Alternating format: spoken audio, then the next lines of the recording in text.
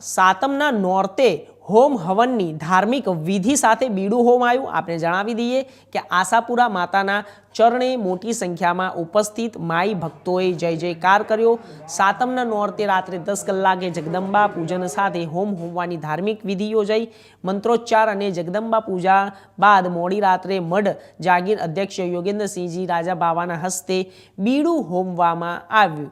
આપને જણાવી દઈએ કે રાત્રે 10 કલાકે જગદંબા પૂજન હવન કરીને બીડું હોમવામાં આવ્યું। માતાના મઢમાં સાતમના નોરતે હોમ હવન અને તેની ધાર્મિક વિધિઓ સાથે બીડું હોમાયું।